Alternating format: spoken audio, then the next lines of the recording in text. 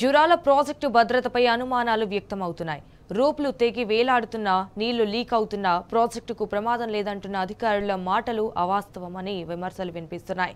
రిపేర్కి నిధులున్నా ఎందుకు నిర్లక్ష్యంగా ఉన్నారో సమాధానం చెప్పాలని ప్రశ్నలు వినిపిస్తున్నాయి.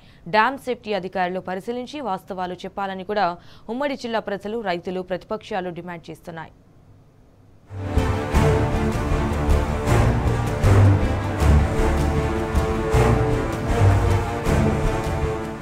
ఉమ్మడి పాలమూరు జిల్లా వరప్రదాయని జూరాల ప్రాజెక్టు భద్రతపై ఎన్నో ప్రశ్నలు తలెత్తుతున్నాయి. ప్రాజెక్టు భద్రమేనా అంటే అధికారులు, ఇటు పాలకులు సరైన సమాధానాలు చెప్పక నీళ్లు నములుతున్నారు. ప్రాజెక్టుకు ఏదైనా ప్రమాదం జరిగితే ఉమ్మడి పాలమూరు జిల్లా ఎడారిగా మారే అవకాశం ఉన్నది. అందుకే ఈ డ్యాంను పరిరక్షించుకోవాల్సిన బాధ్యత పాలకులపై ఉన్నది. అయితే ఆ దిశగా పాలకులు గాని, అధికారులు గాని చొరవ చూపట్లేదని స్పష్టమవుతోంది. ఉమ్మడి పాలమూరు జిల్లాకు సాగు, తాగునీటి అవసరాలు తీరుస్తూ అత్యంత కీలకంగా ఉంది జూరాల. ఇక్కడి నుంచే శ్రీశైలం, నాగార్జున సాగర్ ప్రాజెక్టులకు 100 టీఎంసీల నీరు వెళ్తుంది.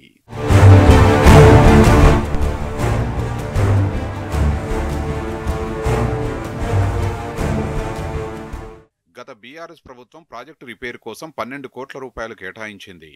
ఈ ఏడాది గేట్లు, రోప్ల మరమ్మతులు, గ్రీజ్ పూత వంటి వాటికి సుమారు ₹1 కోటి నిధులు ప్రభుత్వం విడుదల చేసింది. అయితే అధికారుల నిర్లక్ష్యంతో పనులు జరగడం లేదని ఆరోపణలు వినిపిస్తున్నాయి. సాంకేతిక పనులు చూసే కాంట్రాక్టర్ల కొరత ఉందంటున్నారు అధికారులు.